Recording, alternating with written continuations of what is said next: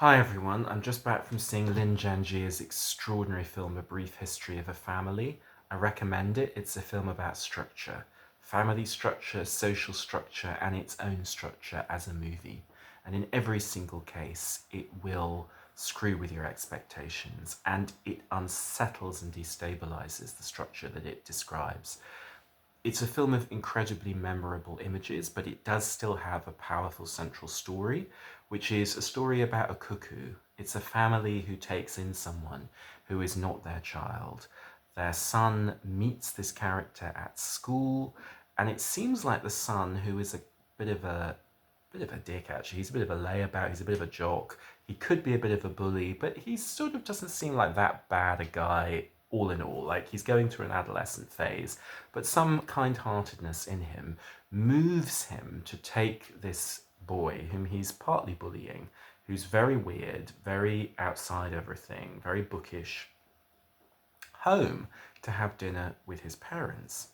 And when he's at home, this boy, perhaps manipulatively, perhaps innocently, reveals that he's going through a difficult family situation. His father gets drunk a lot, they don't eat properly, and the way this is shown is beautifully through him pouring way too much soy sauce onto his food, not using the bowl provided, and just directly pouring this, absolutely drowning this in this sort of delicate food in soy sauce. So you get these subtle ways in which class difference is played out between the layabout's wealthy upper middle class family and this interloper's perhaps poorer and certainly smaller family, because he's lost his mother and his father is apparently abusive to him. That emerges. He starts turning up with bruises, and little by little, the upper middle class family, the boy who has first befriended him comes from, starts to absorb and love this interloper. Intercut with this story is footage of the interloper's fascination with molecular biology, and I believe that the director was a biologist until quite recently, and we actually get beautiful, strange footage of cells being intruded on by other entities. There's a description of how an enzyme binds to a cell at one point. So what we're constantly watching is lines and shapes dissolving in the face of foreign bodies coming into them. We watch a lot of that dark space with a central cellular image in the middle, gradually disintegrating. That matches the aesthetics of the rest of the film, which is icily beautiful all the way through, and which also involves contrasts between lines and content. This film is absolutely obsessed with dramatizing lines. You will see video games that are inside the frame of the television, and then you pan out and the room that you're sitting in is inside some modernist structure, a little bit like Parasite, a film that has similar themes, where you have that same rather beautiful modernist structure that the family are living in. This family live inside beautifully curated lines. The city is never identified. I believe footage of different Chinese cities is spliced together, as though really a community and a place is a structure. It's a series of lines, and whichever individual city it happens to be, and I imagine it would be clearer to a Chinese audience than it is to me, doesn't really matter, because what we're looking at are those overpasses, are those roadways, those office blocks, those windows. Everything is about the movement and current of the flow of people, ideas, and feelings through structures.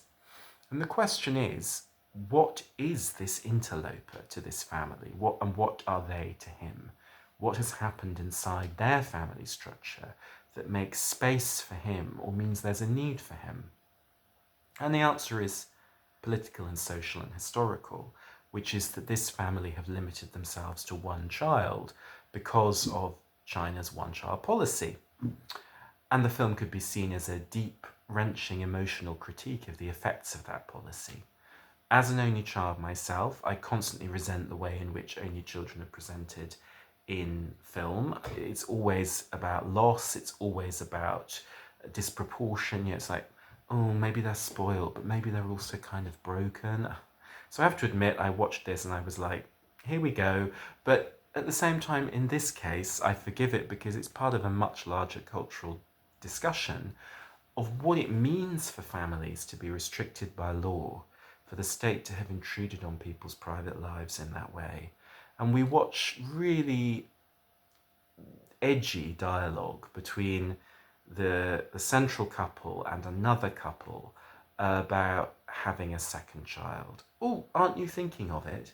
Well, it's too late for us because at the time we chose not to, and now it's too late.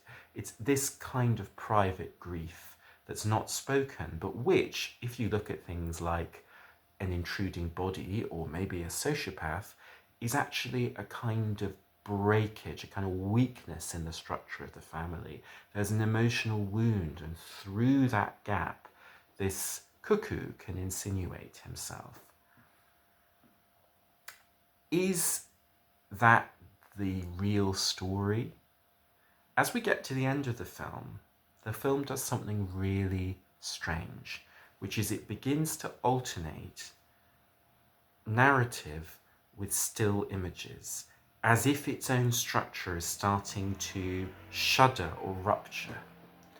And right at the end of the film, a series of things happen visually that I won't give away, which in a sense cue you to think one narrative might be happening, but then interrupt that narrative and just make it disappear.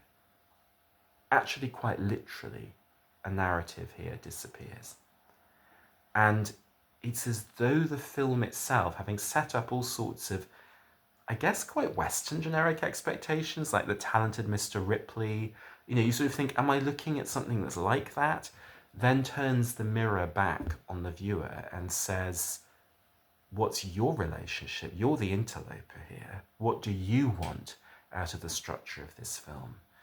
And right at the end, it just collapses. I can't describe it, I can't explain it, and I don't want to give it away, but there's something extraordinary in the structure of this film.